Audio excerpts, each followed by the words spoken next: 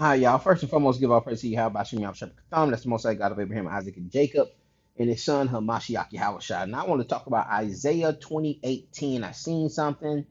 We was going over a class yesterday on Bring It Out TV. Make sure y'all like, subscribe there.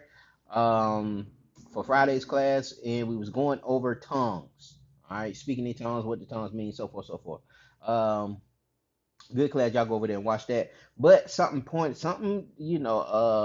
Eleazar had brought out, brother Eleazar had brought out in 1 Corinthians 14, sent me back to Isaiah 28. And I had already delved, if you can look down my videos, I've already delved into Isaiah 28 and 10 because of 13. If you see here, you see what it says, Net Bible Isaiah 20:18 says that meaningless gibberish, senseless babbling, a syllable here, a syllable there. As a result, they'll fall on their backside. If you go to Isaiah, let's go to Isaiah 28,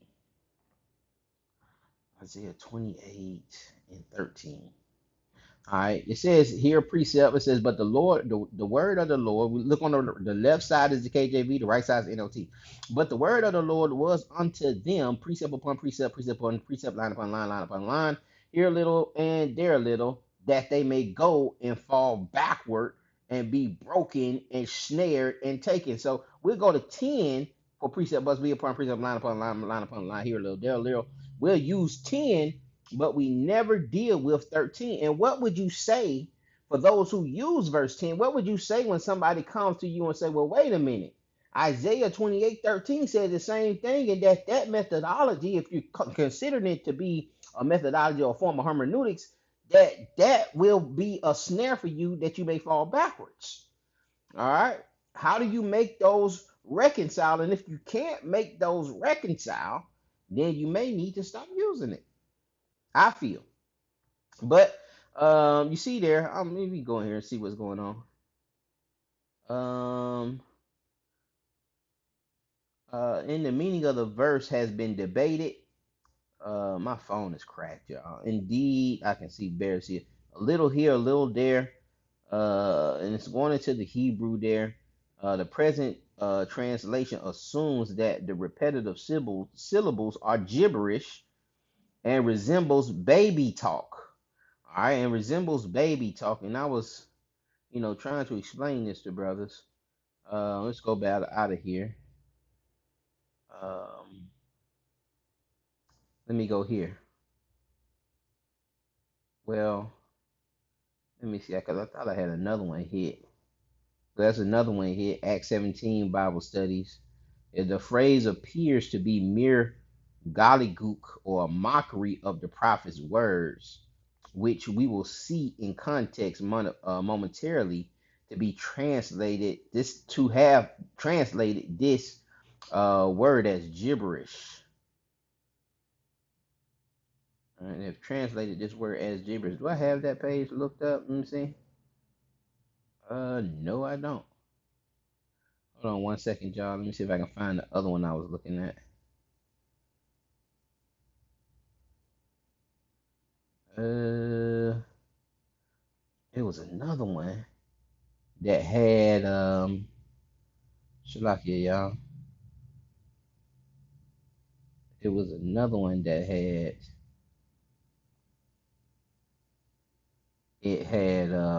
the different translations of it. This is dealing with confession.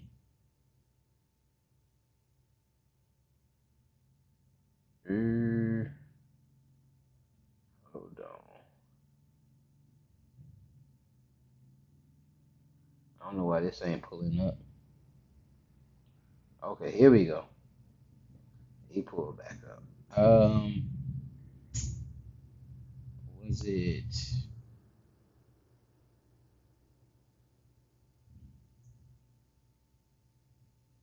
Hold on one second, y'all. Bible Hub. I don't know if it was Bible Hub, but Bible Hub will give us some of these different translations. Let's see if any of them say the gibberish.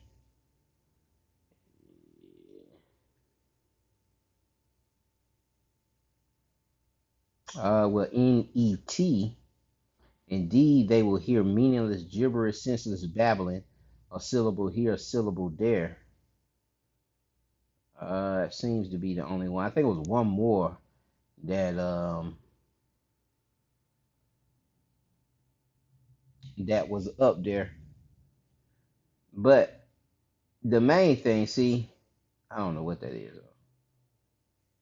but the main thing, my brother went to I 1 Corinthians 14, and we was talking about tongues and how unprofitable tongues are. And in here, let me find it. Okay, verse 21. In the law, it is written, with men of other tongues and other lips will I speak unto this people. And yet for all that will they and yet for all that will they not hear me, saith the Lord. And he's quoting, of course, we're dealing with other tongues, which is pretty much gibberish and that we don't understand. He's quoting,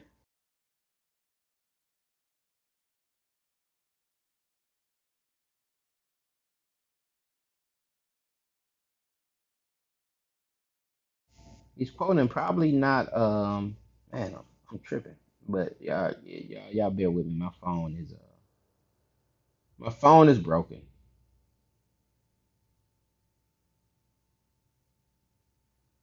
and my internet slow. Come on. What's going on? Okay. I might hit the wrong button, y'all. Okay, for precept must be upon precept. That's where he's going. Whom shall he teach knowledge? And whom shall he make no doctrine? Them that are weaned from the milk.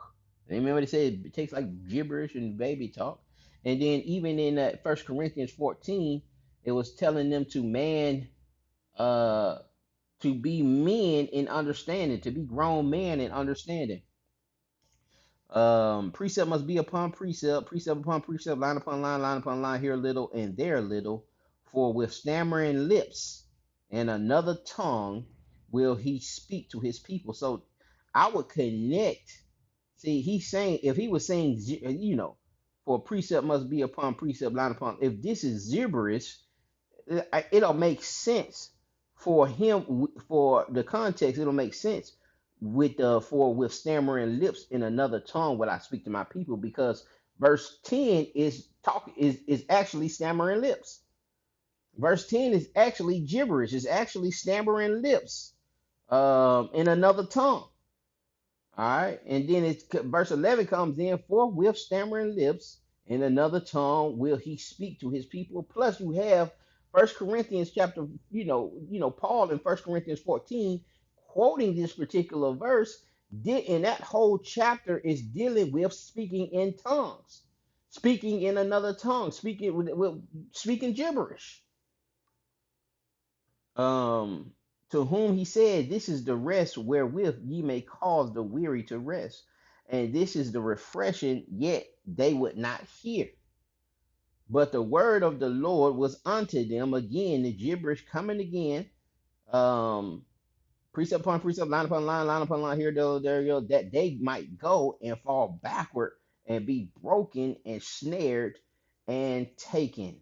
Now, if this is hermeneutics here in 2018, it's telling us how to read the text, and just giving us a law of how to establish the text.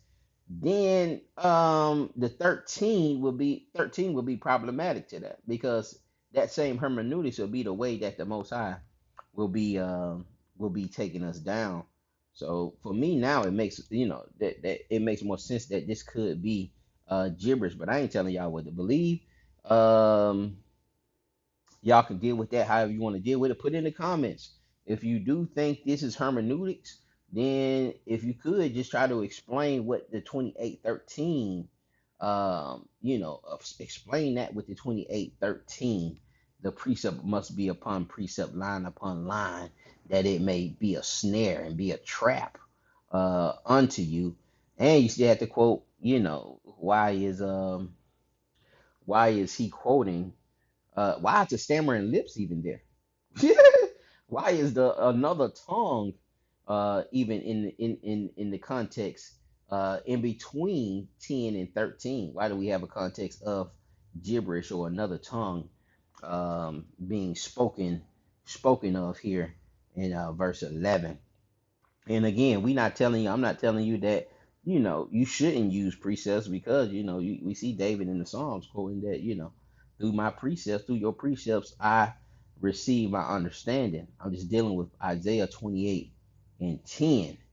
Um, and the problems with that, saying that, seeing that some people, I'm not saying all people, what I'm saying, like most translations don't have that in there.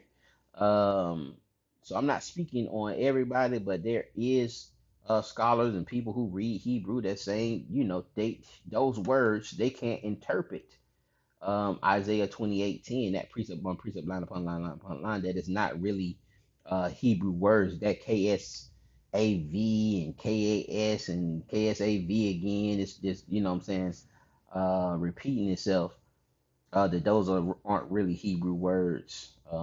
I've seen these articles quite a few times. And these things brought up by, certain people in those who understand the language.